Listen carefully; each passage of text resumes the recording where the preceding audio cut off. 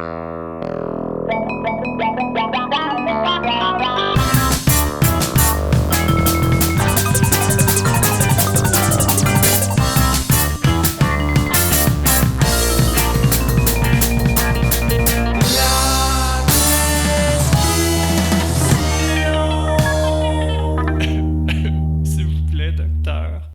ici Dr Fred Lambert et bienvenue à la prescription. Tout d'abord, je voulais vous remercier pour les bons commentaires et nombreux encouragements.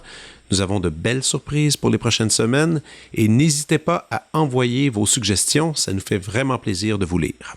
Maintenant, petite plug concert de ma part.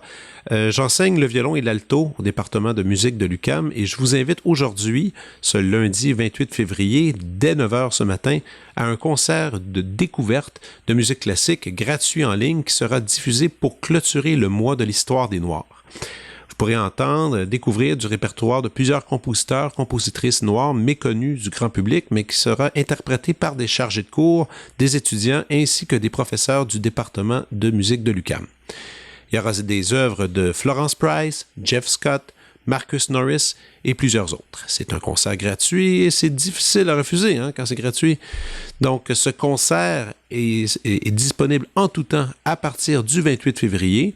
Vous avez le droit quand même de l'écouter au mois de mars, avril et même en juillet, si vous voulez. Le concert est diffusé sur la page Facebook et YouTube du département de musique de l'UQAM. Et tant qu'à parler de cette université, mon invité de la semaine est diplômé en communication, profil cinéma de l'UQAM, c'est-à-dire la réalisatrice Sarah Fortin. Sarah a réalisé plusieurs courts-métrages de fiction, dont Deux enfants qui fument, Synthétiseur et Le fleuve à droite. Après un premier documentaire en 2006 intitulé Huguette Huguet, l'envers de Madame Bec-Sec, elle termine en 2011 Je m'en vais reviendre sur le chanteur Stéphane Faulkner. Elle a également collaboré au docu-web Ici chez soi pour l'ONF et travaille depuis plusieurs années comme cinéaste formatrice avec Wapikoni Mobile. Dans son nouveau film Nouveau Québec, Sarah Fortin nous amène au cœur d'une ville minière du nord du Québec, Schefferville, où des Autochtones et Québécois allochtones cohabitent sur ce territoire. Dans ce film, on observe un jeune couple qui se retrouve immergé dans ce mélange des cultures. Il y a Sophie, incarnée par Christine Beaulieu, et Mathieu, joué par Jean-Sébastien Courchaine, qui réagissent très différemment face à cette réalité. Elle et moi avons discuté de cinéma ainsi que des nombreux défis à relever pour réaliser un film au Québec. Voici ma rencontre avec Sarah Fortin.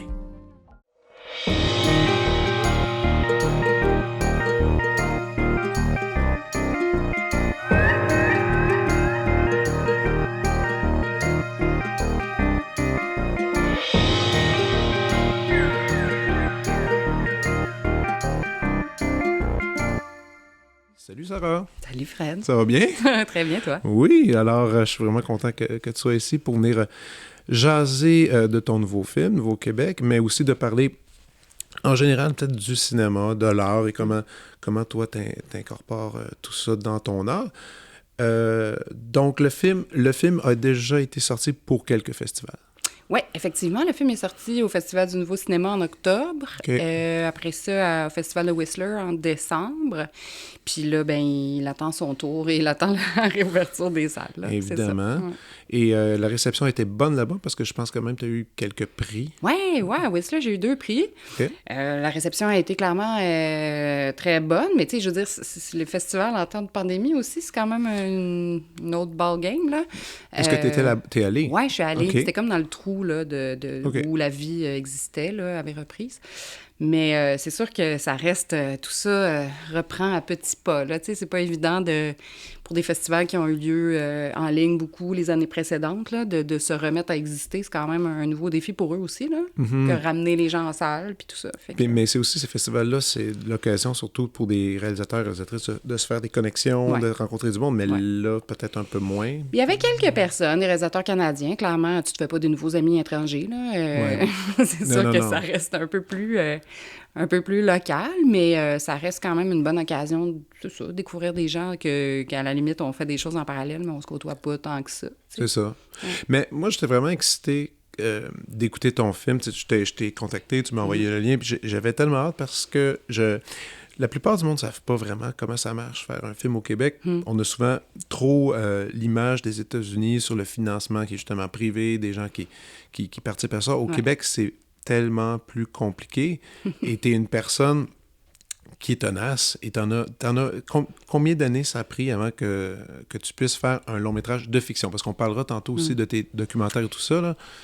C'est une question cruelle parce qu'on dirait que des fois, j'aime pas ça regarder ça. Là. Tu sais, l'autre fois, j'étais allée scroller dans mes fichiers, de mes folders de début de ce projet-là. Ouais. Puis c'est scandaleux, tu sais, le temps que ça a pris parce que des fois, je me dis, soit je suis tenace ou soit je suis juste comme niaiseuse, là. Tu sais, je veux dire, à un moment donné, laisse faire, ou je sais pas. Abandonne. Des fois, c'est difficile de se dire, est-ce que ça vaut la peine de persévérer ou c'est parce que je suis un peu, je sais pas, je suis un peu folle. Mais je pense que l'idée de base, tu sais, la première idée, le premier dossier que j'avais sur mon ordinateur date de 2011. 2011, OK. Ouais. Combien de films que tu as écrits avant d'avoir un film qui était accepté avec plein financement? Ah, puis même celui-là, on n'a pas eu plein de financement, mais ça a été ça aussi tout un aria. Ben, j'ai vu, il y a quand même plusieurs participations pour le financement. Il y a les fonds Greenberg, il y a plusieurs... Oui, Téléfilm, fonds Greenberg, la SODEC aussi, mais dans un deuxième temps, là, au niveau de la post-prod. Fait que ça a été un parcours de combattant, tu sais, puis ça vient avec beaucoup, beaucoup de refus pour avoir une version acceptée. En développement, pour l'écriture, ça a bien été, là. Je sais pas, j'imagine que je vends bien ma salade pour l'écrire, puis après ça, peut-être que les institutions sont plus frileuses à financer un film qui se passe à 3000 km de Montréal. Là. Ouais. Mais c'est peut-être pas ça non plus, là, je sais pas. Mais ouais, 10 ans, j'ai tourné le film en 2019, donc premier dossier fin 2011, donc ça a pris... ça a pris... Pour ce projet-là? Ouais. OK. Puis parallèlement... Entre-temps, j'en ai écrit un autre, mais celui-là, je l'ai développé, mais je l'ai pas déposé en production. On dirait que j'étais plus satisfaite de cette affaire. Donc, 8 ans avant de créer Action, là. Oui, okay. C'est ridicule, hein? Wow. Mais c'est pour ça aussi que des fois, j'aime mieux pas y penser. Je suis comme, tu sais, pour moi, le film, oui, il y a eu toute la période d'écriture, ça a pris un temps fou, c'est sûr, mais on dirait que là, c'est ce que j'ai entre les mains, qui déjà aussi tarde à sortir à cause de la pandémie. Là, il y a eu beaucoup de circonstances atténuantes là, au niveau de la durée. Mais on dirait que, comment dire, j'aime commencer à penser que ce film-là a commencé à exister en 2018, quand on a eu le financement pour le tourner. Ben fait que j'essaye d'un peu d'éliminer les années d'attente. Puis, mais donc, l'idée, le lieu, parlons du lieu, Schefferville. Ouais. Donc là, en 2011, déjà dans ta tête, c'est là que ça allait se faire? Oui, c'était sûr, il n'y avait pas d'autres possibilités. OK, alors là, OK. Parce que en regardant le film, c'est ce qui m'a frappé, même après le premier tiers du film, ce qui est presque choquant pour quelqu'un comme moi puis plein d'autres qui habitent au Québec, Schefferville, moi je l'avais avant ton film, j'avais jamais vu Schefferville avec des images expressives. Puis ça, c'est très bizarre parce que d'ailleurs, le début, on peut le dire, on vend pas un punch, ça commence avec il y a un aspect documentaire avec un reportage qui nous montre des images qui ont été tournées jadis dans les années 80. Ouais. Et c'est ce type d'image-là qu'on est habitué de voir au Québec. Ouais. Donc là, quand on commence à voir les paysages et tout ça, j'étais avec ma blonde, on regardait ça, mais je disais, mon Dieu, puis ma blonde connaît un peu ce coin-là, elle est déjà allée, puis elle dit non, mais ça, c'est un Québec que personne ne connaît, toutes ces couleurs-là. Et, mais donc, qu'est-ce qui t'a... Premièrement, pour en parler, je présume que tu es allé là avant. Oui. OK. Ouais. Pour quelle occasion? Bien, j'ai travaillé longtemps, moi, pour Wapikoni Mobile, qui est la roulotte de formation en documentaire, enregistrements musicaux, où on travaille avec tous les membres des Premières Nations, en fait. Moi, j'ai travaillé pour ce projet-là de 2006 à 2016, là, de façon sporadique. Là, je faisais des contrats avec eux. Fait que je suis allée faire plusieurs séjours dans les communautés. Manawan en premier, communauté Atikamekw dans la Naudière. Oui. Puis après ça, en 2008, je suis allée à Schefferville, ou en fait à Matimekouche-Lac-John, qui est la communauté Innu, collée sur Schefferville. Puis je connaissais rien de cet endroit-là avant, tu sais. Donc, c'est vraiment à cause de Wapikoni que je suis allée là, mais d'emblée, j'ai fait « OK, j'ai envie d'aller là parce que c'est loin. C'est Ouais. inaccessible. Ouais. Puis tous ces territoires-là du Québec, moi, me renversent, tu sais, de dire, ça existe, là, tout ça, là. Le Québec, là, c'est pas de Gatineau jusqu'à Malbaie, là. Non. C'est beaucoup d'autres affaires, là, tu sais, puis c'est... Déjà, l'Abitibi, on trouve que c'est loin au nord. Hey, Chibougamau, on n'est pas rendu. Puis là, on est ailleurs, là. On est sur la Côte-Nord. C'est loin, c'est loin, c'est loin. Puis ça me rendait complètement... je sais pas, j'étais complètement fascinée par le fait qu'on ne pouvait pas se rendre par la route. Il n'y a Ouais. pas de route pour se rendre avec ton char. Tu peux pas prendre ton char et y aller. Ça se peut pas. Mais il y a des chars là-bas. Mais il y a des chars. Parce que tu peux mettre ton char sur le train et amener, amener ton char. ta voiture là-bas. Ouais. Oh my... Mais... donc, les locaux ont une voiture, puis tout ça. Puis il y a étrangement énormément de routes, tu sais, puis il y a toute cette vie parallèle, tu sais, puis c'est tout un univers qu'on connaît pas. Puis c'est la même chose pour la Basse-Côte-Nord, c'est la même chose pour plein de territoires. Tu sais, quand tu regardes une map du Québec, c'est gigantesque. Tu sais, c'est gigantesque. Il y a de l'espace, puis c'est pas vrai qu'il y a rien que de la roche puis de la forêt là-dessus. Il y a aussi occasionnellement des humains dans des territoires qu'on voit peu, qui sont pas juste non plus exploités pour les ressources. Oui, mais pas que. Tu sais, il y a des humains puis il y a des vies humaines qui se vivent là, tu sais. Fait que, donc, 2008, la première fois que je suis allée là pour travailler avec le Wapikoni, puis j'ai été renversée par cette affaire-là. Genre, prendre le train depuis cette île pour aller là, j'en revenais pas. Mais déjà que cette île, c'est pas à côté, là. Ben non, c'est ça. Puis déjà, mettons, tu te rends à cette île, là, tu prends le train pour aller à Shefferville, c'est minimum 12 heures de train pour te rendre de cette île-là. De cette île? Oui. OK. Fait que tu te rends à cette île, ça te prend, si tu y vas en auto, une dizaine d'heures, une Dizaine douzaine d'heures, si des ça fois. va bien, là. Si ça va bien, si t'arrêtes pas trop, là. Puis le lendemain, tu prends le train, t'en as un autre bon 12 heures, puis là, tu viens d'arriver, tu sais. Puis 12 heures, ça, c'est quand ça va bien. Des fois, ça m'a déjà pris 16 heures, puis... Parce que le train arrête, puis moi, il y a des Le problèmes. train arrête. La priorité est aux minerais de fer aussi, parce que maintenant, l'exploitation minière a recommencé depuis une couple d'années. Dans les mêmes carrières qui avaient été abandonnées? Ben, des nouveaux trous, Ah, des nouveaux mettons. trous, OK. Mais ouais, dans les mêmes secteurs. Moi, la première fois que je suis allée en 2008, il n'y en avait pas. Il n'y avait pas eu d'exploitation depuis les années 80. La mine avait... la mine de IOC, Iron Ore Company of Canada, avait fermé en 82. OK. Et donc, il n'y avait pas eu d'exploitation depuis ce temps-là. Puis en 2010-11, justement, ça recommençait. Il y avait un peu d'exploration qui se faisait. Du côté du Québec, mais beaucoup du côté du Labrador. Puis là, je rentre peut-être trop dans les détails, mais Non, moi, non. c'est un lieu vraiment qui me fascine, que j'adore, puis dont j'aime beaucoup parler, tu sais. Mais, fait que l'exploitation recommençait tranquillement. OK. Parce qu'il faut dire aussi que Shefferville, c'est une toute petite enclave du Québec, comme à l'intérieur du Labrador, si on veut.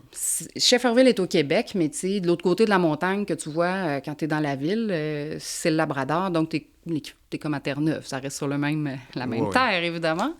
Il y a tout un autre débat sur... Oui, sur la séparation du territoire, c'est certain. Là. Mais donc, l'exploitation minière qui se fait là-bas, ben des fois, est au Québec, des fois, est à Terre-Neuve. Actuellement, c'est surtout exploité du côté de Terre-Neuve. OK. Ouais. Et là, bon, donc, tu es allé faire quelques tours là-bas avant de se décider de diriger ton projet vers cette ville-là? OK. Oui. Fait que je suis allée en 2008 la première fois. J'ai fait mon escale, j'en suis pas revenue. Moi, j'ai capoté bien raide sur cet endroit-là.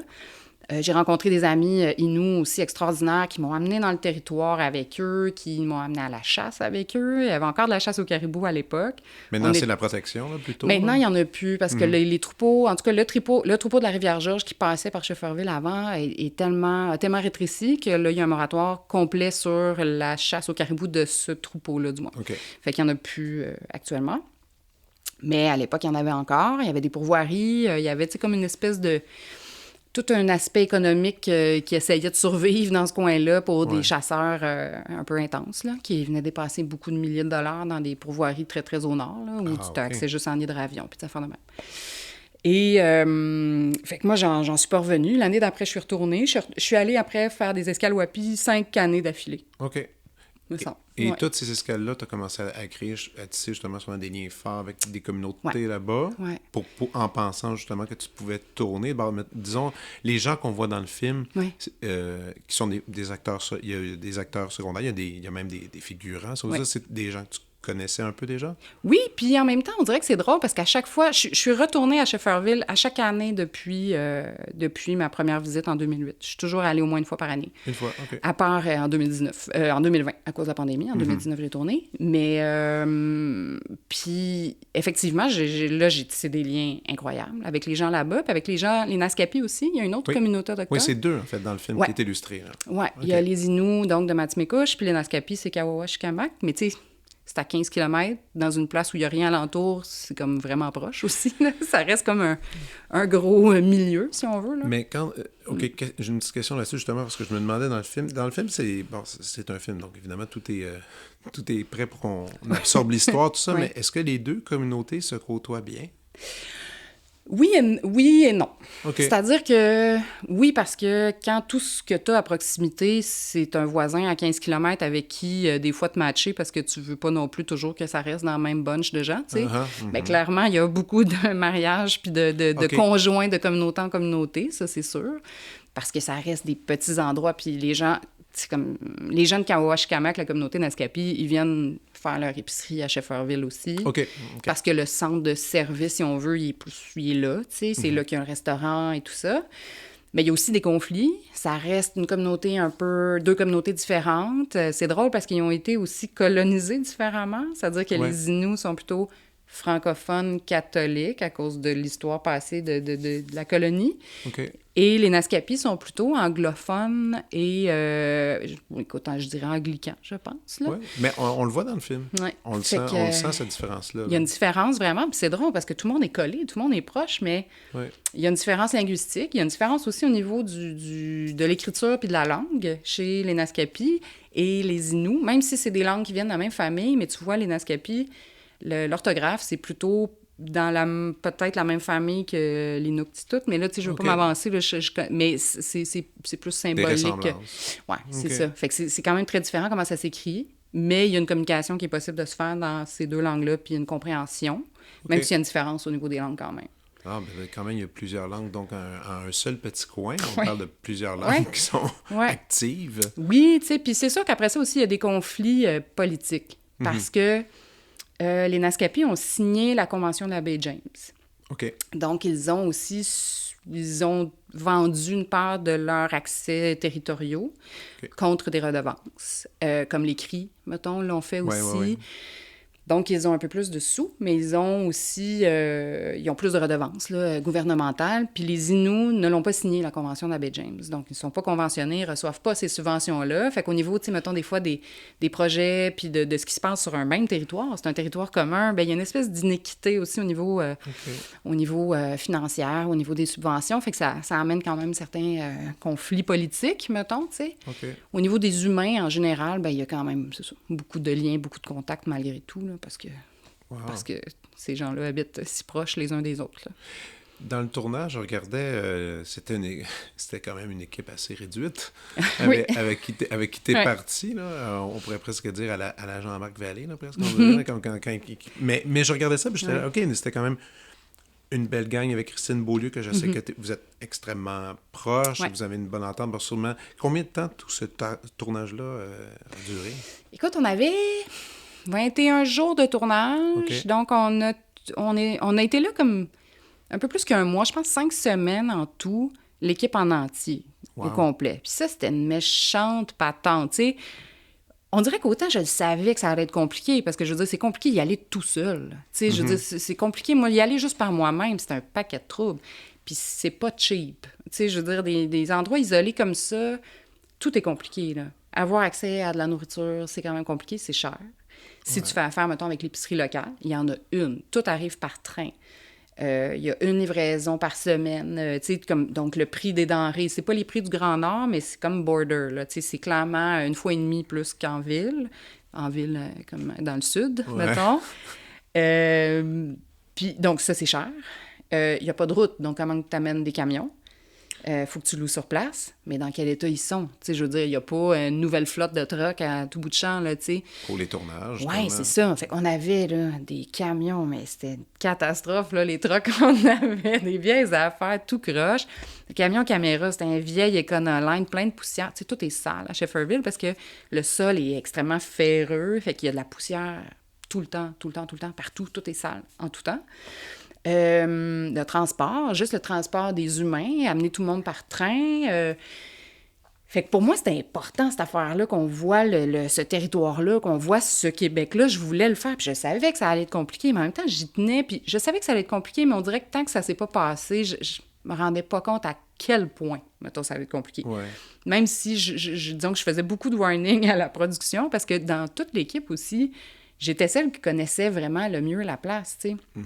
Fait que les producteurs qui ont été extrêmement troopers pour cette aventure un peu rocambolesque, je pense qu'ils l'ont accepté aussi parce qu'ils savaient peut-être pas à quel point c'était compliqué. Il avait tourné des films à Cuba, il avait tourné des films dans d'autres milieux, autant aussi compliqués. Mais je suis pas sûre que ça l'était autant. Mais en tout cas, ça devait être équivalent, mais c'était l'équivalent de faire un tournage à l'étranger, là. Mais déjà que faire un tournage dans les conditions dites idéales, quand tu es réalisatrice, ben, tu fais, il y a juste des problèmes. Ben oui. Toute la journée, les gens te regardent pour avoir une solution. Oui. Puis là, toi, c'est dans un contexte encore plus difficile. Oui. Mais 21 jours, vous avez réussi à canner toutes ces images-là sans problème. Wow. Sans problème. Ben, c'est un peu ça, exagéré. les petits trucs, ça. Mais quand même, oui, ça a été une méchante aventure. Puis ce qui était beau, par exemple, c'est qu'on était là pour faire juste ça. Tu sais, il n'y avait pas d'autre vie. Puis ça, c'était pas évident, mettons, de recruter une équipe non plus qui allait être willing de partir 1 mois et demi, mais ceux qui voulaient, ben ils savaient dans quelles conditions ils s'en allaient. Ils savaient que ça allait être compliqué. Ils savaient que ça allait être... qu'ils n'avaient pas accès à tout ce qu'ils voulaient. Que s'il y a quelque chose qui brise, ben il n'y a pas un locateur d'équipement. Il faut le faire shipper par avion. Tout ça va être compliqué. Fait qu'il faut être autonome, il faut être polyvalent, il faut être capable de tout faire un peu soi-même. Il faut s'arranger avec ce qu'on a. Puis, tu sais, comme trouver les solutions les meilleures possibles. Fait que ceux qui ont accepté de faire ça, là, mais ils étaient extraordinaires. Tu sais, j'ai travaillé avec une équipe complètement folle, là, extraordinaire, de gens qui, pendant 1 mois de temps, ils ont fait « Ben oui, c'est ça la shit, on dort dans des lits de travailleurs, puis notre stock est poussiéreux, puis c'est compliqué, puis il y a de la boîte partout, puis on travaille avec des non-professionnels, mais c'est ça la game. » Mais on le sent pas, ça, quand même. Tu sais, mais ça, c'est ça qui est le fun quand un film fonctionne, c'est qu'on sent pas le travail... complémentaire là-dessus. Question sur l'acteur Inou Jean-Luc Canapé, qui est fantastique. Moi, je ne connaissais pas cet acteur-là. Ouais. Est-ce qu'il habite encore là? Parce qu'il travaille pour il travaille... J'ai pas trop compris exactement son rôle, parce qu'il se dit comédien, mais... Bien, Jean-Luc, c'est nouveau dans sa vie. C'est-à-dire que c'était pas un comédien avant. C'était quelqu'un qui avait une certaine expérience devant les caméras. C'est quelqu'un qui est très, quand même, outgoing. Il a fait, il y a eu des trucs documentaires sur lui. Lui, il vient pas de Shefferville, il vient pas de Matimekouche. C'est le seul que je suis allée recruter ailleurs. Ah ouais, OK. Parce que, ben c'est pas évident quand tu tombes... Moi, dans mes rêves, là, je castais tout le monde là-bas. Parce que pour moi, c'était important de représenter la communauté avec les membres de sa communauté, puis tout ça. Ouais. Bon, j'ai pas réussi. Ça reste une communauté de 800 personnes. Puis si t'essaies de caster un gars de 45 ans avec son genre de physique ou comme avec des caractéristiques particulières, qui est disponible, qui est willing, qui a envie de faire ça, le bassin, il est pas gros, là. Non. Puis, tu sais, on a beau dire, là, t'arrives pas là-bas, puis tu casses du monde, puis tout le monde est comme, oui, parfait, je vais le faire. Tu sais, ça demande quand même... c'est stressant. Les gens l'ont jamais fait. Il y en a que ça les intéresse juste pas. Ou sinon, les gens travaillent, tu sais. Fait qu'ils peuvent pas nécessairement se rendre disponibles en tout temps pour toi, tu sais. Non. Et je l'ai pas trouvé, mon Jean-Louis, à Matimekouche. Puis à un moment donné, ben j'ai fait le tour de toutes les autres communautés Innu de la Côte-Nord. Je connaissais déjà des gens quand même un peu. Ça faisait quand même longtemps que je travaillais dans le milieu autochtone, fait que j'avais beaucoup de liens aussi ailleurs. Puis de fil en aiguille, j'ai été guidée vers Jean-Luc, puis rapidement, c'est comme devenu que c'était ça, tu sais. OK. Puis donc lui, je l'ai amené là-bas. Mais il est où, lui, exactement? Lui, il est à Pessamit. OK. Pessamit, proche de Bécomo. Ouais. Ouais. Fait que lui, puis actuellement, lui, il habite dans le Nitassinan, il habite dans le territoire. Il fait du travail de surveillance et protection du caribou forestier. OK. Et fait que c'est vraiment un gars de bois, tu sais, c'est vraiment un gars qui vit vraiment dans le territoire. C'est pas fake. Non, c'est pas fake, c'était ça sa vie. Fait que la seule affaire, c'est qu'effectivement, lui, il vient pas de ce territoire-là en particulier, mais ça reste un Innu, ça reste la langue qu'il parle quotidiennement. Parce que pour moi, c'est important aussi que les gens parlent la langue, tu sais. Puis, mais c'est ça. Lui, c'est le petit accro que j'ai dû faire à ma règle que je m'étais donnée de juste caster du monde local, tu sais. Mais non, c'est ça. Parce que je trouvais pas, qu'est-ce que tu veux. Mais il est super, tu sais, puis j'ai aucun regret d'avoir pris Jean-Luc. Parce que, puis il est arrivé, Jean-Luc, comme un acteur, tu sais, mais il avait pas fait ça dans sa vie, là.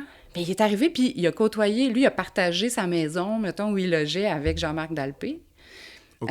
qui est un autre des acteurs du film, tu sais, qui est un dramaturge, qui est un auteur, qui est un acteur, qui est tout ça. Et il a beaucoup appris du contact avec les autres. Parce que lui, contrairement aux autres acteurs locaux, qui, ben le soir, eux, à la fin de leur journée, ben ils retournaient chez eux, à la maison, avec leurs enfants, avec leur famille. Ouais. Mais Jean-Luc, lui, il restait avec l'équipe. Parce que lui aussi, il venait de l'extérieur, tu sais, fait qu'on le logeait aussi, tout ça. Mais il y a vraiment eu beaucoup d'émulation à regarder, entre autres, Jean-Sébastien Courchaine, à le regarder travailler, voir comment il travaillait ses textes, comment il apprenait, comment il travaillait. Fait que ça, c'était beau de le voir aussi, apprendre ça. Mais il est arrivé sur le plateau, puis Jean-Luc, c'était comme, ben, il n'y a pas grand-chose à faire avec... je veux dire, il n'y a pas grand-chose à lui montrer. Il sait déjà quoi faire. Comme, il y avait ça en lui, tu sais. Ça, il était vraiment beau. Ça, c'est très cool. Puis il est excellent dans le film. Moi, j'ai adoré ça. Puis tout aussi... Aussi, question un peu... un peu indiscrète, quand même. Puis si tu veux pas le répondre, c'est cool aussi. Tu sais, le film met en scène une fille qui vit un deuil, le deuil de son père. Dernièrement, toi aussi, tu as eu un deuil assez tough, qui est similaire, en fait, qui est la même chose. Quand tu l'as écrit en 2011, c'était déjà une histoire de deuil de père. Oui, c'est étrange, hein? Aïe, aïe. Puis j'ai perdu mon père, moi, en 2018, Je sais. pas longtemps après que j'ai su que le film était financé. Je venais juste de recevoir le financement, mon père est décédé. Puis là, j'étais là, ah, c'est bien bizarre. Là, tu mets tes pattes dans cette histoire-là. Je te jure, pour un instant, quand j'ai vu le film, je savais pas que ça faisait si longtemps que tu faisais le scénario, et je me suis dit, toi, tu me dis, elle s'est fait une thérapie pour aller à travers ce sujet-là, puis de le mettre à l'écran. J'ai tout de suite pensé ça. J'étais certain, c'est un hasard. Pas en tout, c'est un hasard total. Puis clairement, mon père est décédé. J'ai rien découvert de surprenant sur mon père. Il n'y a pas de... Tu sais, Fait que, tu sais, c'est sûr que dans ce film-là, il y a beaucoup de moi, là. Tu sais, c'est évident, là, je pourrais pas m'en cacher, là, mais il y a beaucoup de moi, mais dans le regard du personnage envers ce lieu-là, puis dans la découverte, puis dans la façon de voir les choses. Mais il n'y a pas... Tu sais, il n'y a rien de... Effectivement, j'en ai pas profité pour utiliser ça comme thérapie, vraiment pas. Okay. Tout ça existait déjà avant, mais c'est juste arrivé que finalement, au moment de tourner... les événements se sont se sont retrouvés à la même place, comme ce que j'avais écrit versus ce qui m'arrivait dans la vraie vie. C'était bizarre. Puis la seule chose qui me déçoit, c'est ça, c'est que finalement, mon père, à qui j'ai parlé de ce projet-là pendant tellement longtemps, ben il l'aura jamais vu, tu sais.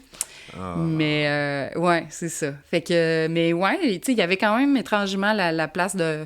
Mon père était comme partout dans ce tournage-là, même si c'est pas du tout son histoire, c'est pas ça, mais c'était le rapport au père était présent. Puis Christine Beaulieu, qui est donc ma bonne amie, elle a gardé tout le long, c'est très étrange, la photo de mon père sur son scénario de travail, comme son carton funéraire de mon père. Oui, des funéraires de mon père, en tout cas. Fait qu'il était là tout le temps. C'était comme si c'était sa présence nous accompagnait, mais ça venait pas de moi. Ça venait d'elle. C'est venu d'elle, là. C'était son idée. Ouais. Ça t'a pas buggé?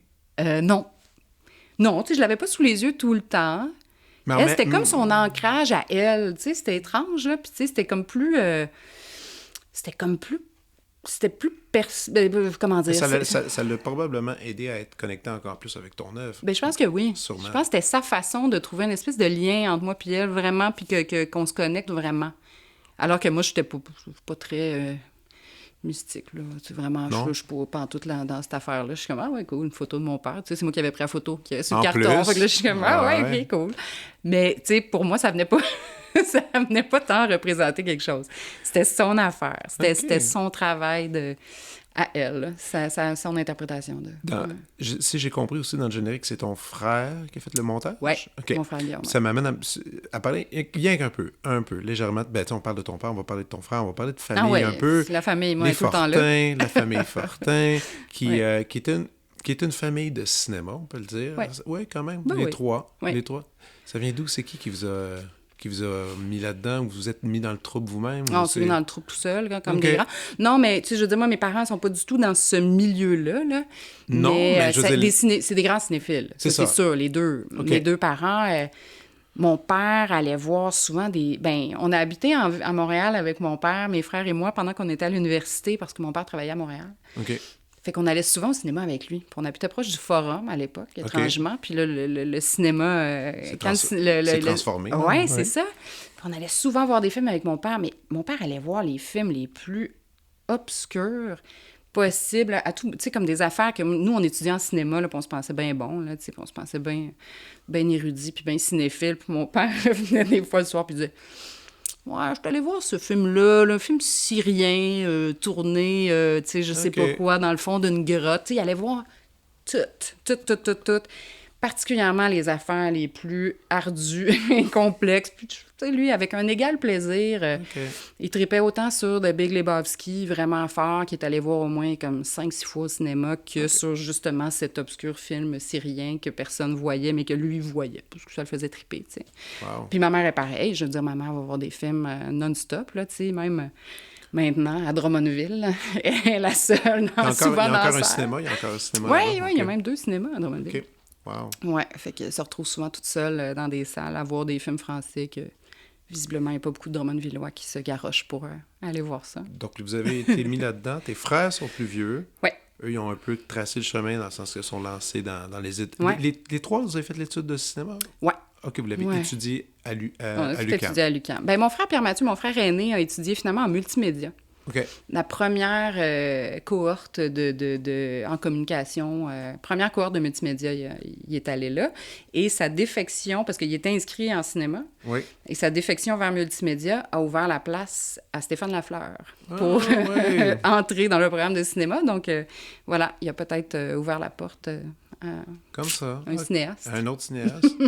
Mais c'est... donc ça, c'est cette culture-là, c'était jeune, c'était... des sorties avec les frères, on va voir des films. Ouais. Vous êtes construit une espèce d'identité, de goût à travers tout ça. Puis tout ça a été... Tes parents n'étaient pas un peu comme inquiets. Ils n'ont pas fait « Oh mon Dieu, on en a 3 qui sont là. » Ouais. Quelle erreur. Ben, je pense que ça a été le début de une certaine part d'inquiétude, tu sais, au départ, de dire ah, on tripe sur ce milieu-là, mais quelles sont les possibilités? C'est pas évident de travailler, c'est pas évident de faire ce qu'on veut faire là-dedans.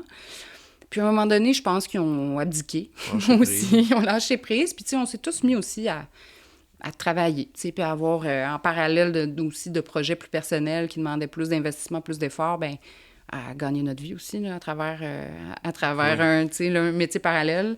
Et que à un moment donné, ils ont un petit peu abdiqué, je pense. Puis ouais. Puis là, les 3, vous touchez un peu à tout. Ouais. C'est pas juste faire des films. Tout le monde a essayé de mettre la pâte aux différents rôles qu'on peut avoir dans une production cinématographique.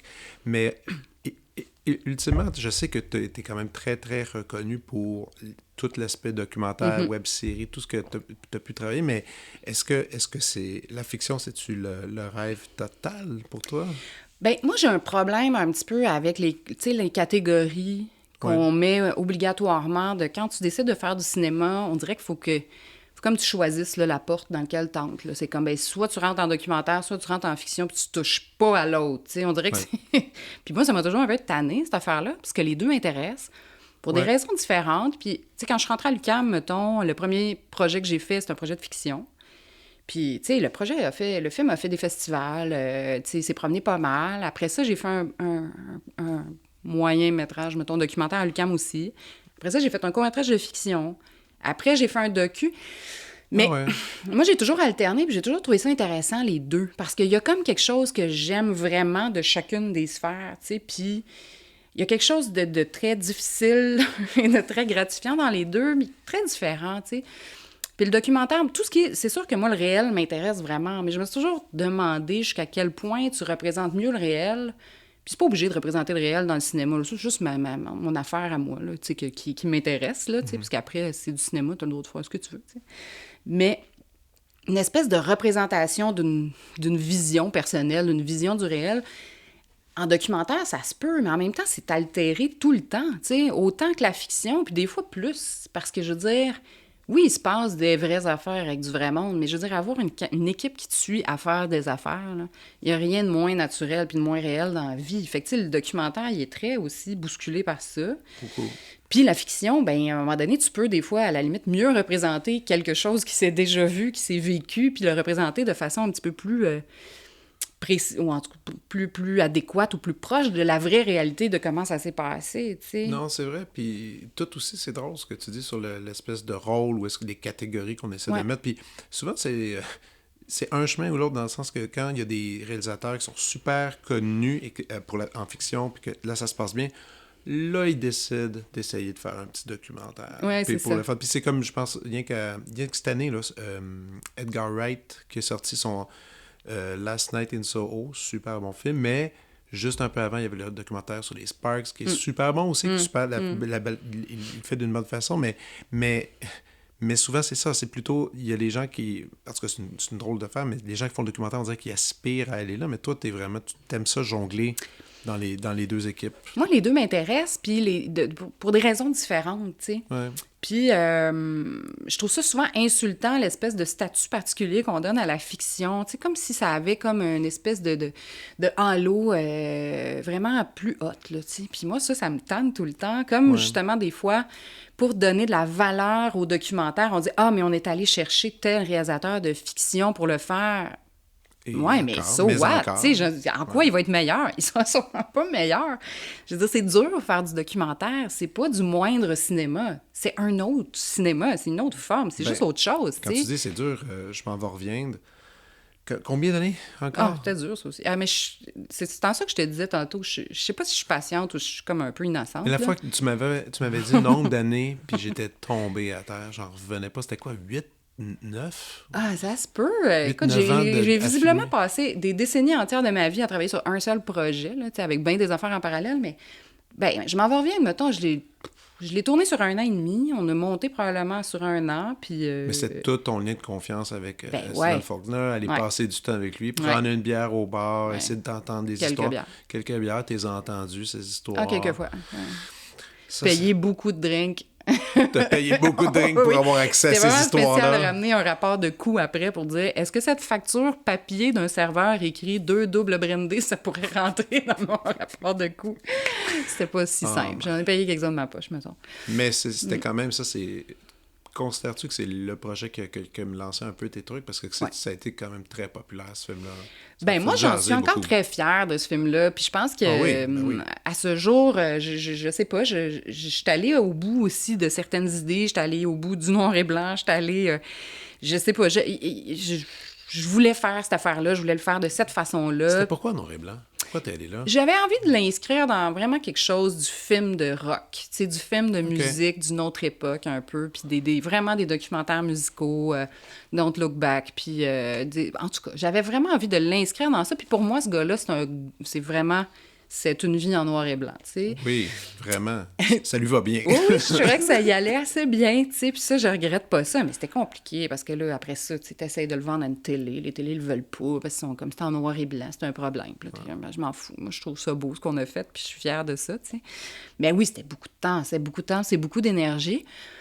Gardez-vous contact, lui puis toi? Ça fait un petit bout de temps, je l'ai pas appelé. OK, c'était exigeant, quand même, une personnalité comme ça. Puis j'y pense vraiment, vraiment souvent. On s'est quand même côtoyés pendant longtemps, puis on se croisait toujours de façon un petit peu spontanée avant. Okay. Puis là, clairement, on dirait que ça fait 2 ans qu'on n'est pas allé nulle part. Fait que, tu sais, ça fait un bout de temps que je ne l'ai pas vu, puis là, je me dis qu'il faudrait que je l'appelle. Prendre des nouvelles. Oui, prendre des nouvelles. J'ai de la misère avec ça. À un moment donné, j'ai tellement passé de temps avec lui. Puis c'était quand même une relation pas évidente à conserver, tu sais. Puis il fallait que je pisse sur mon orgueil souvent, parce que c'est quand même un méchant caractère. Il était assez raide, merci. Fait qu'à un moment donné, on dirait qu'une fois le film fini, là, à un moment donné, j'étais usée. Tu sais, c'est comme... Ouais. On dirait que c'était une relation de couple, là. Puis c'est comme je me suis séparée, puis je voulais... J'ai pris une pause. J'ai pris une pause, puis tu sais, mais après ça, à chaque fois, il y a comme un lien vraiment fort qui nous unit, tu sais. Puis à chaque fois que je le revois, je suis super contente de le revoir. Mais je pense que dans le docu comme ça, surtout un documentaire filmé sur tellement d'années, je pense que tout le monde doit prendre une pause de ce sujet-là. Ouais. T'es plus capable de voir des rushs, non. Des images de ton personnage. Mais c'est comme si j'étais devenue responsable un peu de lui, parce qu'à un moment donné, je voulais... C'est donnant-donnant, tu sais, une relation de documentaire. Lui, il me laisse le filmer, là, puis pas toujours dans les moments les plus glorieux de la vie, là, vraiment pas, là. Fait que, tu sais, lui, il laisse ça, là. Il laisse son ego pas mal sur la table, puis il me donne ça. C'est beaucoup, là, à donner. Moi, je pourrais pas faire ça, là. Je pourrais pas donner accès comme ça à ma vie puis me montrer dans mes moments de disgrâce ou de grâce ou de disgrâce, Il y, là, les deux. il y en a beaucoup dans le film. Il y en a quelques-uns, Il y en a tu sais. quelques-uns qui sont terrifiants quand il va chercher ses affaires dans un locker. Ouais. Tu sais, c'est beaucoup d'abandon. Donc, en contrepartie, ben, j'en prenais aussi soin. Puis je me laissais des fois un peu parler comme de la merde. Puis j'ai payé une coupe de snacks. Puis je le prenais en charge. Puis c'est ça, j'allais le chercher, je le transportais, je m'arrangeais pour que les choses se passent aussi. Tu sais, c'était un peu ça. Fait que je me retrouvais entremetteuse. À un moment donné, je me suis retrouvée, c'était comme si j'étais son agente, tu sais. J'avais plus d'agent, fait que le monde m'appelait moi, puis savait que je faisais un projet sur lui. Puis même après, là, de longues années après, les gens m'appelaient pour dire « Ah, j'aimerais ça prendre contact avec lui pour booker un show. » Je suis comme « Ben OK. » Booker un show? Oui, oui, pour booker des shows. Fait que tu sais, c'est pas moi qui bookais les shows. Moi, je faisais les contacts, je l'appelais. Puis j'ai telle personne voudrait t'appeler pour un show, veux-tu? Je peux-tu lui donner ton numéro? Fait que tu sais, j'ai aussi été l'entremetteuse un petit peu, là. Je veux pas prendre du... En tout cas.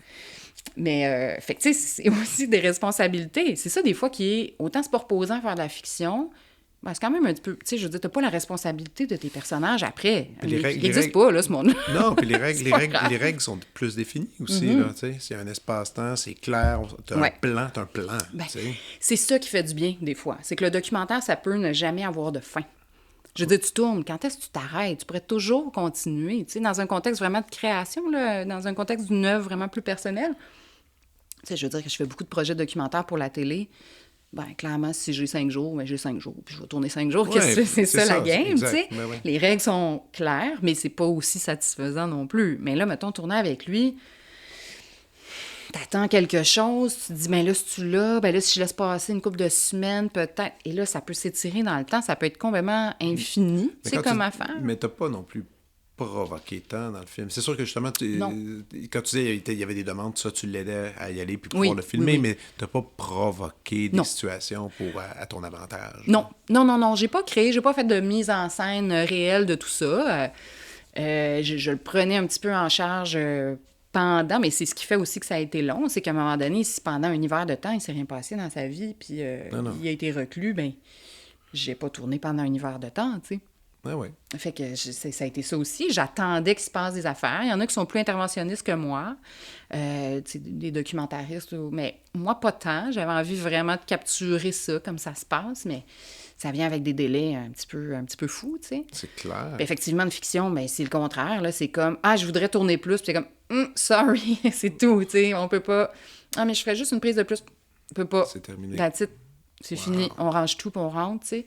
Puis au bout de tes 20... Ben, j'exagère, là. C'est pas toujours aussi straight, mais c'est quand même un peu plus straight. Puis chaque journée coûte tellement cher que, ben, tu vas pas en tourner 3, 4, 5, 10, 20 de plus, là.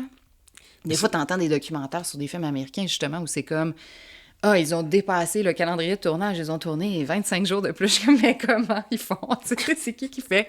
Ouais, c'est cool. Ou fait un film, on enlève l'acteur parce qu'il y a un drame, tout ça, on le change, puis on fait des scènes. Tu sais, t'écoutes, mettons, c'est le film de Michael Cimino, là, qui a comme coulé le United Artists, là, c'est Gates of Heaven, je pense. Là. Ouais, Gates of Heaven, ouais. Puis là, c'est comme, ils ont dépassé le calendrier de tournage de genre 6 mois. Je suis comme, mais comment? Tu sais, je veux dire... Ou tout Kubrick aussi, qui était comme... qui était phénoménal. Oui, j'ai fait un podcast sur 2001 l'autre jour. Là, je capotais. C'est des délais complètement fous. Puis de construire des affaires, puis même les amants du Pont-Neuf, là, c'est une histoire aussi d'une grandiose catastrophe. Mais c'est comme, on n'a même pas les moyens ici pour que ce soit comme créer ces histoires-là. On a juste Jean-Marc Vallée a payé de sa poche les droits musicaux des tunes de Bowie. C'est comme... Wow, tu sais, c'est hot, là. Mais je sais que c'est... Sauf que c'est ça tout, notre réalité au Québec avec le cinéma. C'est quand même vraiment ça, là. Tu dépasses pas, là. Tu fais ton coloriage, je peux pas dépasser ben. Mais on est débrouillard, il y a ça aussi. Ça pour être débrouillard. Ça, c'est clair. T'aurais dû voir le tournage à Shefferville, t'aurais trouvé qu'on est débrouillard en tabarouette. Ouais, okay. Les scènes de char avec 4 personnes couchées côte à côte dans la boîte de truck. Pour prendre tu parles-tu des plans qu'on voit de dos, Christine... Toutes les scènes de pick-up. Toutes les scènes de pick-up, on se retrouvait, mettons, généralement, le premier assistant cam avec son remote pour faire le foyer, moi avec mon moniteur à côté, le chef électro qui contrôlait les lumières qu'il y avait sur le top du char, puis le preneur de son couché les 4 en espèce de cuillère dans une boîte de truck avec, tu sais, zéro sécurité, en tout cas. Je m'excuse de dire, je sais pas si oui, c'est ça. Maintenant, c'est fait, il n'y a pas eu d'accident, tout est cool, tu sais. Mais, tu sais, coucher sur découverte de son, j'ai une amie qui fait une bande dessinée qui est venue sur le tournage avec nous, puis tu sais, on n'a pas de making-of du film ou on n'avait même pas de photographe de plateau, là, tu sais, je veux dire, on était bien pauvres. Mais on avait une dessinatrice qui a dessiné l'aventure du tournage. Puis elle est en train de terminer son livre, là. OK, c'est pas sorti, là. Non, c'est pas encore sorti. Fait que ça, c'est vraiment fou. Ça montre quand même aussi l'ampleur du projet. Ça va sortir un peu... Ça va sortir, je sais plus exactement les dates, là. On essaie de combiner ça, mais ça risque de sortir un peu après la sortie du film. Puis comment... Peux-tu nous dire c'est qui? C'est le titre? Oui, c'est Caroline Lavergne qui fait ça. Oui, Caroline. Oui, et ça s'appelle... Le livre va s'appeler Le film de Sarah. OK. Mais c'est super beau. C'est son parcours à elle comme espèce d'intrus. C'est vraiment elle qui me l'a demandé. OK. Tu sais, on est des amis dans la vie, puis à un moment donné, elle dessine tellement bien. c'est extraordinaire. C'est vraiment magnifique, oui. là, ce qu'elle a fait. Là. Mais pour elle aussi, c'est comme bien plus gros que... Tu sais, souvent, elle fait plein de dessins à main levée. C'est magnifique. Mais, puis... est-ce que dans la bande dessinée, elle s'inclut dans l'histoire? Ouais. Oui, c'est vraiment son parcours à elle. OK, c'est cool, ça. Oui, c'est vraiment le fun. Puis, fait qu'à un moment donné, c'est comme, je sais plus, là, un été où on était dans un chalet avec des amis ensemble, puis je commençais... on était sur le bord de commencer la prep pour le film, puis là, elle me posait des questions, tout ça, puis elle était comme, hey, c'est fou, tu sais, que tu t'en es tourné là. Je pourrais-tu y aller? Puis, je sais pas, là, tu sais, je veux dire, on n'a pas bien de place pour personne, puis on a $0 à mettre sur quelqu'un qui vient faire des dessins, tu sais. Elle est comme, non, mais mettons que je m'occupe de tout, puis que je m'arrange, puis... Je sais, peut-être. Puis finalement, c'était comme, OK, faisons-le. Tu sais, fait qu'elle a suivi la prep. Tout le tournage, elle était là, toute la durée du tournage. Puis cette bande dessinée-là, mais c'est une nouvelle graphique, si on veut dire. Roman graphique. Roman graphique, ça va sortir sous quelle édition? C'est Nouvelle Adresse. Nouvelle Adresse, OK. Oui, un éditeur de bande dessinée. Et c'est-tu son graphique. premier roman graphique? À Caroline? Elle en a fait quelques-uns. Non, elle n'en a pas fait, pas de livre entier. Elle a illustré des livres. Elle a illustré, c'est ça. Elle a illustré Les Platanes d'Istanbul. Elle a fait des illustrations. Elle a fait des trucs animés. Là, c'est son premier? Oui. Oh! Oui. C'est super excitant parce que c'est vraiment... C'est magnifique. Puis tu sais, pour moi, c'est lié avec plein d'affaires que je trouve magnifiques, mais ça reste vraiment son parcours à elle. Puis c'est vraiment une œuvre en soi. Tu sais, c'est vraiment une œuvre parallèle au film. Oui, parallèle, mais en même temps, je pense que l'un va nourrir l'autre oui, aussi. c'est ça. C'est sûr qu'il y a une attache, tu sais. Ça, je trouve ça. solide, Je vais être le premier à aller lire ça, c'est sûr, c'est sûr. Puis surtout, cool. Surtout que toi, t'avais tellement la tête dans le travail qu'elle a probablement vu des choses que tu pouvais même pas voir toi-même par moment. Oui, oui, puis à un moment donné, tu sais, il y a un tournage... C'est le fun à plein de moments. C'est aussi souvent très, très plate. Et long. Tu sais, à un moment donné, il y a plein de scènes dans le film où on tournait dans un immeuble, dans un demi-sous-sol, extrêmement glauque, pas beaucoup d'espace, il n'y a pas de salle d'appui, tu peux pas être tant sur le plateau, où t'es là, mais tu peux toujours un peu off. C'est juste des scènes de, tu sais, ils sont dans l'appart, un peu désœuvrés, c'est un peu moche. Fait qu'à un moment donné, c'est ça la vibe aussi qu'il y a sur le plateau. Tous les techniciens étaient dehors parce que tout était éclairé de l'extérieur. Fait que, tu sais, c'est un plateau un peu diffus. Versus les premières journées où on tournait, tu sais, dans le bois, tout le monde ensemble, au chalet. Puis là, c'est comme, c'était écœurant. Puis là, tout le monde venait d'arriver, puis une effervescence, puis il y a plus de scènes en commun, tu sais, où là, il y a quelque chose d'excitant à voir, à faire, c'est ça, à observer. Et là, il y a un bout où, tu sais, c'est une espèce d'effritement, tu sais, de l'ambiance aussi, où, tu sais, comme ça devient comme... On a pris l'habitude aussi des choses. Fait qu'elle est partie un petit peu plus de son côté, en parallèle, rencontrer aussi plus de membres de la communauté par elle-même, puis pas juste par mon lien que moi j'ai déjà. Vivre vraiment son trajet, tu sais. Fait que ça part de ce côté-là, à un moment donné. Ça, c'est intéressant. Wow, OK, mais c'est certain qu'on va suivre ça. Hey, c'est cool. Le film à Sarah. Le film de Sarah, ouais. Ouais, puis écoute, c'est drôle parce que là, j'en ai une copie, mettons, dans mon téléphone, là, qu'elle m'a envoyée, qui, dans les dernières touches, elle est en train de faire les couleurs. Puis, fait que oui, je vais lire ça tantôt. Je lis ça ce soir, une autre version. Ah, ça, c'est excitant. Ah oui, ça, c'est vraiment beau. Puis là, tes prochains projets, toi, c'est qu'est-ce qui se passe? T'as-tu droit d'en parler ou pas? Parce que moi, j'ai vu que là, il était question d'un deuxième long-métrage. Le Beau Temps, 3 filles en tabarnak, c'est le sous-titre. C'est le sous-titre, oui. Puis un autre documentaire que tu fais la co-réalisation avec Joséphine Bacon. Mais donc, le Beau Temps, as-tu le droit de Tu dois faire un petit pitch? Ben, sûrement, je sais pas qui m'en empêcherait. Là. Ou Je un suis pas, tagline. Fais-moi un tagline. En fait, c'est l'histoire de 3 amies à l'aube de la quarantaine, 3 filles. Il y en a une qui vient de se séparer après une longue relation. Il y en a une qui tombe enceinte et l'autre qui a déjà des enfants. Et celle qui est enceinte, son chum a sacré son camp. Et les 3 filles partent à sa recherche pour lui dire que c'est un trou de cul. Fait que, en gros, c'est vraiment ça, le résumé du film. C'est vraiment une comédie. Okay. C'est une comédie. Comédie? Ouais. C'est vraiment une comédie. Yes. Je suis retournée là. Ben, tu sais, c'était plus ça que j'ai fait en court-métrage avant. Ouais. C'était vraiment plus quand même dans ce côté-là, comédie un peu douce amère, là, mais c'est comme un genre de coming of age, mais de femmes... De deuxième âge adulte. Ouais, non, c'est comme vrai. Un peu le coming of age, c'est souvent comme fin d'adolescence ou début vraiment, tu sais, début vingtaine. Ou... Là, c'est comme, oups, l'autre âge adulte de non, là, je m'établis for real. Okay. On n'y est plus. Fait que, puis les frustrations, beaucoup qui viennent avec ça, du côté féminin, tu sais, le côté biologique de l'affaire, que moi, à un moment donné, puis mes amis de mon âge, c'est un peu ça, là, d'être un peu fâchée de cette affaire-là. D'arriver à une certaine limite comme physique et biologique, puis c'est super insultant, puis c'est super frustrant, parce que ça vient avec beaucoup, beaucoup de colère, tu sais. OK. Fait que c'est ça. De la colère amusante. Quand même, tu sais, il me semble que c'est de la bonne matière à jokes, ça. Ouais. Des filles frues. Des filles frues. Mais ça, t'es dans l'écriture en ce moment, ou il est terminé? Ou, il est pas mal fini. Okay. Et là, on attend à savoir s'il y aura des sous un petit peu plus rapidement que pour mon premier long-métrage de fiction. On va se croiser les doigts. Puis la co-réalisation, qu'est-ce qui se passe dans ce prochain film? Ouais, le film avec Joséphine, c'est une méchante patente, mais je veux dire, c'est une chance incroyable que j'ai. Oui, vraiment. Ouais, un film qui s'appelle, pour l'instant, Nitassinan, ça va peut-être changer, mais c'est un film qui parle vraiment du territoire Innu.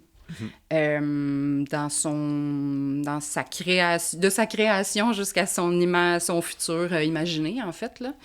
Fait qu'on va faire un peu, on fait le tour des communautés Innu pour discuter, mais pas discuter, c'est comme une espèce de...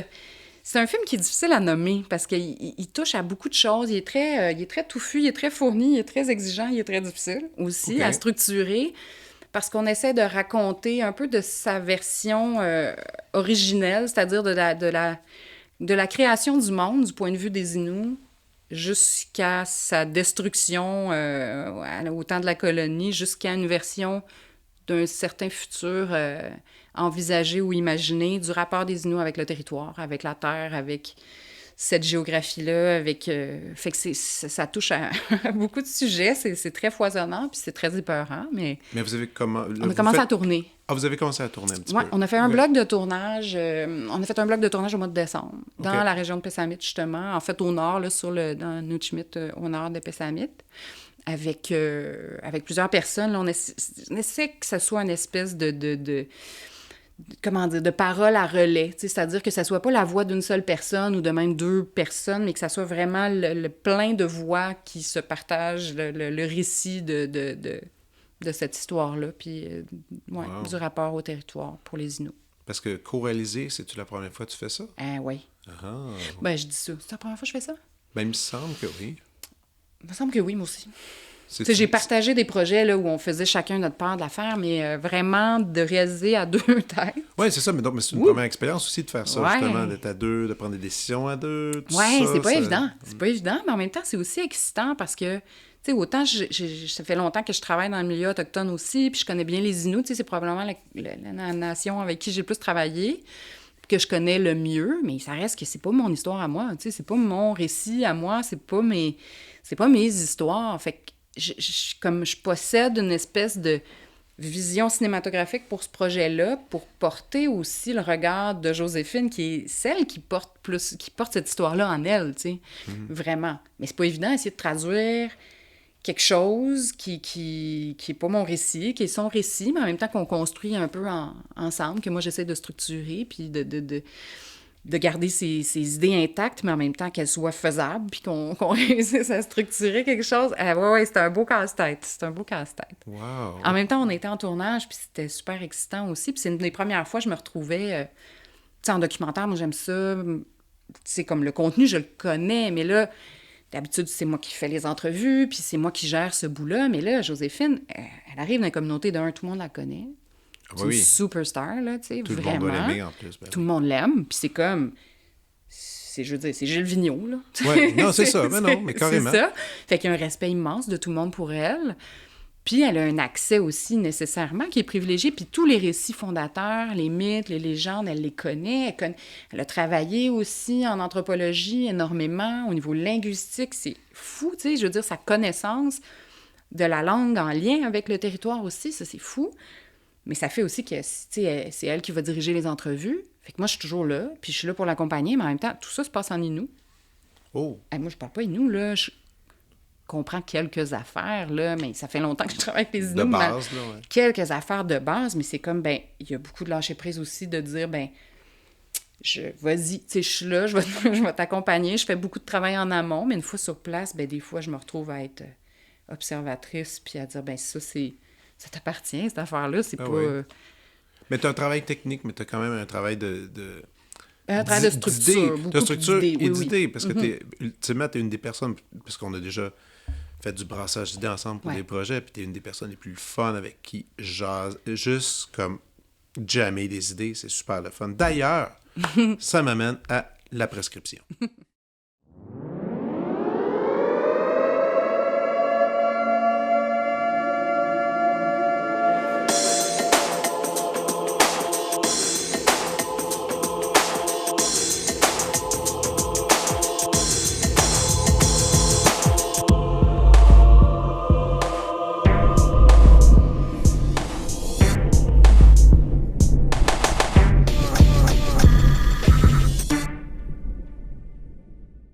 OK, on y va. Alors, on y va avec toi en premier. Tu me lances la balle. Qu'est-ce que tu aurais à mettre dans la liste cette semaine?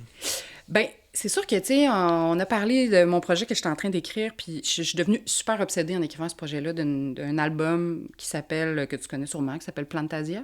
Oui. De Mark Garson, qui est vraiment, là, que je me suis mis à écouter mur à mur. Puis pour moi, c'est ça la musique que je veux pour ce film-là. Je sais pas si je vais être capable de l'avoir, mais en tout cas, c'est ça. Donc, cette affaire-là, moi, je suis obsédée par cette chose-là, cet album-là. Cette sonorité et ce rapport, cette musique modulaire. Moi, je connais pas grand-chose là-dedans. Je connais pas grand-chose dans la façon de travailler ces sonorités-là, mais il y a quelque chose qui vient te chercher. Puis là, c'est en écrivant ton scénario que tu t'es mis cette musique-là présente. Oui. Okay. Un ami, en fait, il y a une couple d'années, là, m'a dit « Hey, écoute ça, c'est normalement bon. » Et là, j'ai écouté ça, mais j'ai fait « OK, mais c'est parfait. » Tu sais, j'avais déjà juste un peu le synopsis de ce film-là. Puis ça s'est comme arrimé ensemble. Puis souvent, je travaille de même, là, avec une musique qui accompagne dès le départ un projet, puis que c'est comme, voici les sonorités que je veux, tu sais. Okay. Sur Nouveau-Québec, la musique de l'Aztecs, mettons, c'était ça que je voulais, là. C'était décidé. Clair et net. Okay. Puis, des fois, tu sais, Faulkner, c'est un film de musique, là, fait que clairement, c'était la musique de Faulkner, il y avait ça, c'était ça qui allait avec, c'était sûr. Mais souvent, c'est ça, tu sais, il y a comme une musique qui s'accroche à quelque chose, puis là, Plantasia, ça a fait comme, hey, oui, c'est ça, c'est exactement ça, le côté un peu léger, aérien, en même temps, une espèce d'étrangeté qui est difficile à cerner. Puis tout le visuel, j'ai acheté le vinyle, le visuel vert avec la carte de téléchargement là, que tu peux planter, puis qui est rempli de graines de fleurs. Puis c'est vraiment drôle d'œuvre, mais passionnante. OK, ben Carl, moi je lance... Suite à cette suggestion-là, moi j'irais avec le film 9 Days. Est-ce que tu as vu 9 Days? 9 Days? De Edson Oda. Edson Oda, un film, il est disponible sur iTunes en ce moment, c'est pas mal la seule plateforme où est-ce qu'on peut le trouver. Il était au cinéma cet été, pas très longtemps, je pense qu'il était au cinéma 2 semaines au cinéma du Parc, vraiment pas longtemps. Film de science-fiction sans effets spéciaux.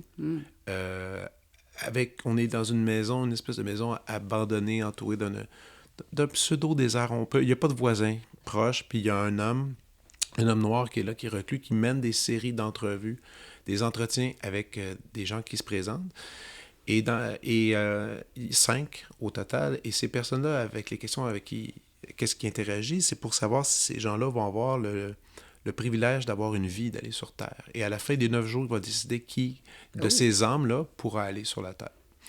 Et c'est très bébelle, il y a des vieilles TV en bois partout dans l'appartement où ils supervisent, ils regardent les âmes qui sont rendues sur Terre pour s'assurer que tout va bien, ils sécurisent ça. on dit pas que c'est un ange exactement. On Ok. sait pas, c'est ultra mystique. Puis c'est un genre de huis clos, on est à peu près juste avec ces personnages-là? Lui, un assistant et les 5 personnages qui essaient de convaincre cet homme d'être choisi pour avoir le droit à la vie. OK. Finalement. C'est bizarre. Wow. C'est vraiment bizarre, mais c'était super audacieux. Et le film va dans des drôles de directions. Et il y a une scène finale qui est... où tout le long du film, on voit à quel point la vie... Parce que la vie, ce qu'on se rend compte, c'est que c'est très difficile. Pour certains, c'est une tragédie vivre. On le sait tous, c'est une tragédie. T'es né, puis il y a la finalité de ça. Mais comment est-ce qu'on peut essayer de changer ça et de voir le beau là-dedans. Bref, 9 Days, c'est un petit bijou, ça passe vite. C'est 1h20.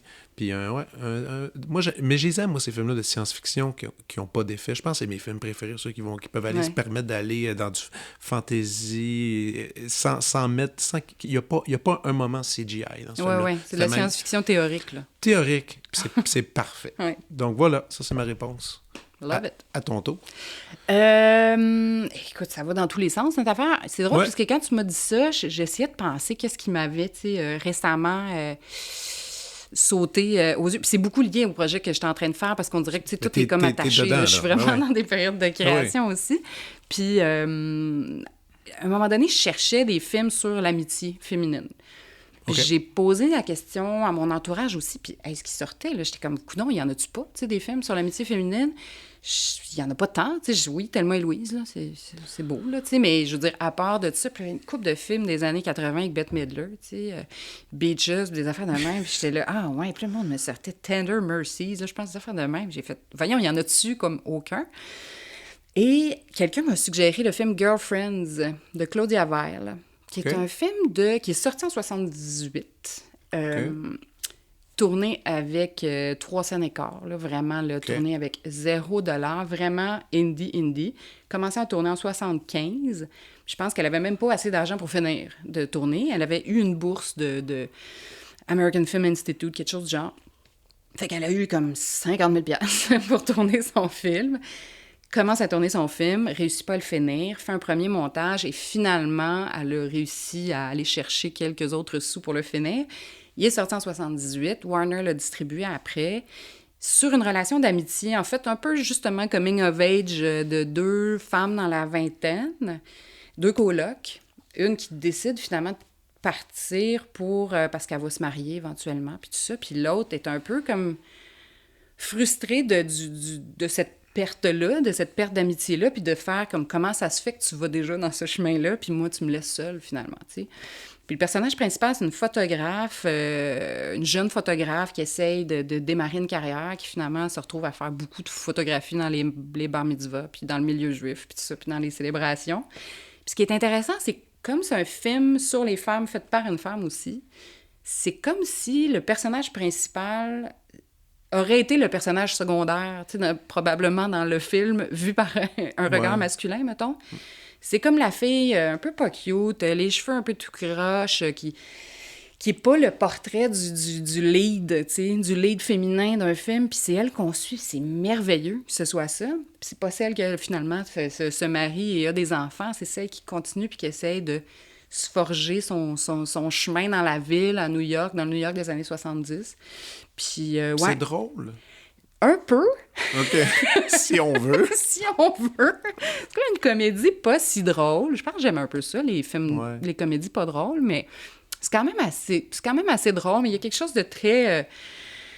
aussi très réel sur cette espèce de quête identitaire de la jeune femme dans la vingtaine aussi, qui se fait dire « young lady », puis qui a dit « bientôt, je serai même plus jeune, puis je saurais même pas qu'est-ce que j'aurais voulu faire de ma vie. » C'est un peu étrange, hein? C'est ça, les films de comédie, les films de relations humaines entre 2 femmes, il y en a dans ces âges-là, dans la vingtaine, trentaine, il n'y en a pas vraiment tant que ça. C'est plus à l'adolescence qu'il y en a. Ghost World... Ouais. Booksmart. Booksmart, j'adore Booksmart. Que j'ai capoté. Ah, c'était tellement bon. C'est parfait, ce film-là. J'ai adoré ce film-là. Du début à la fin, j'ai ri, j'avais mal au ventre. Puis, tu sais, il y en a qui faisaient des super comparaisons à cause de l'âge adolescent avec...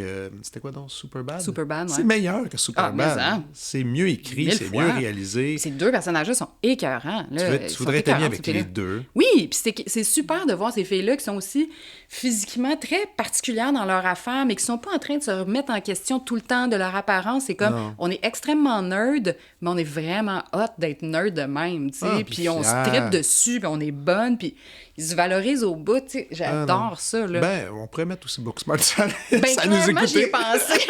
J'y ai pensé, parce que moi, j'ai capoté sur ce film-là. Au niveau de la structure, c'est vraiment, là, moi aussi, c'est quelque chose dont je me suis beaucoup inspirée. J'ai fait, c'est vraiment le fun, cette affaire-là. Moi, c'est la dernière comédie que j'ai écoutée où je hurlais de rire. Oui, moi aussi. Vraiment. Puis, puis ma blonde, puis c'est reconnu, ma blonde, elle déteste les comédies. Elle aime pas beaucoup ça. Puis, avant d'écouter une fois de temps en temps, mais elle aime rire dans la vie avec les gens. Elle fait partie de cette gang-là.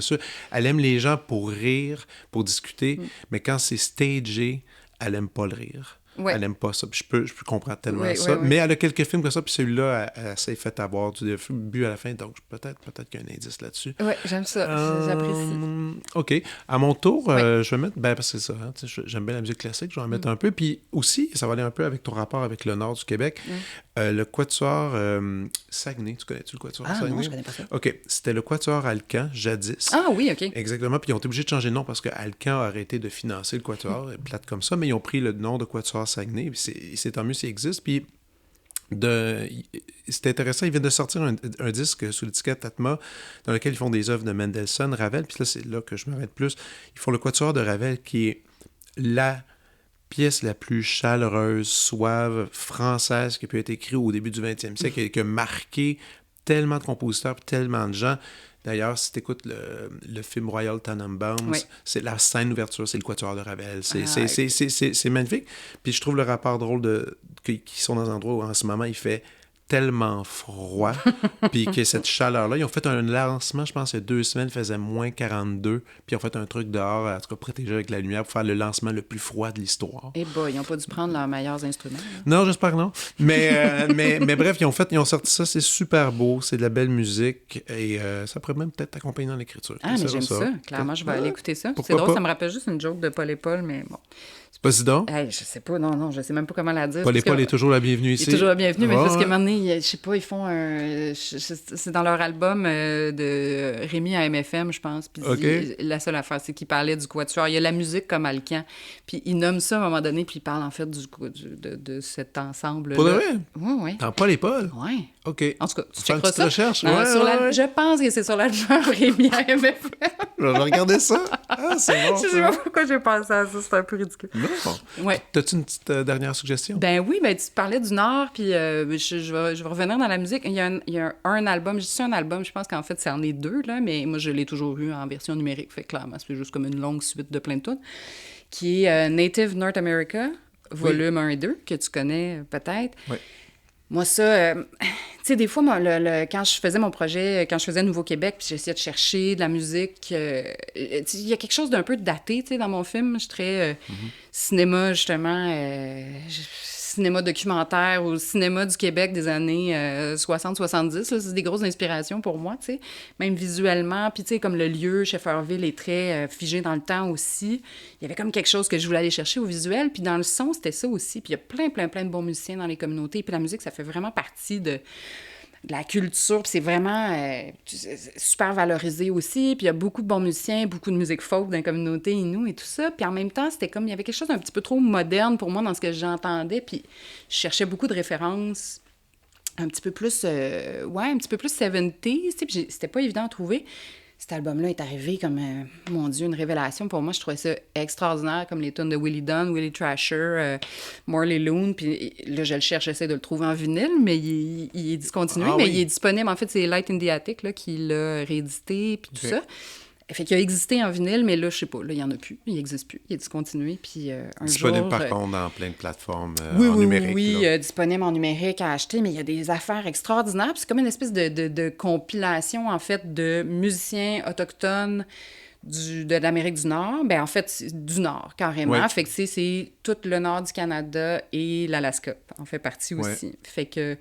Puis la production est écœurante, Ah, là. c'est Ça super. sonne super bien, Oui, là. oui, oui. C'est vraiment palpitant pour découvrir des nouvelles vieilles affaires, Oui, oui, mais de ben oui. voir comment ça s'inscrivait aussi dans vraiment des courants folk aussi des années 70 qui n'étaient pas, je veux dire, qui ne sont pas que musique autochtone, là, qui étaient Non. contemporains de leur époque, tu sais, vraiment. Puis, non, c'est très, très beau. Puis j'ai pas réussi à en mettre dans mon film parce que j'avais pas les moyens. Ah ouais? Mais j'en ai beaucoup écouté. Ah, ben c'est bon, des bonnes inspirations, excellent. Hey, Sarah, merci beaucoup d'avoir passé du temps, c'était vraiment cool. Puis, ben écoute, on va continuer à suivre tous tes films. Hey, merci pour ton invitation. All right, bye. Vous venez d'écouter La Prescription avec Dr. Fred Lambert. À l'animation, Frédéric Lambert. Réalisation, montage, recherche et bons conseils, Olivier Chamberlain. Au logo, Joël Vaudreuil. La musique, le groupe Crabe. Jérôme Minière, Philippe B., Ben Chimie, Guillaume Beaulieu et Vincent Vertefeuille. Merci d'avoir été à l'écoute et à bientôt.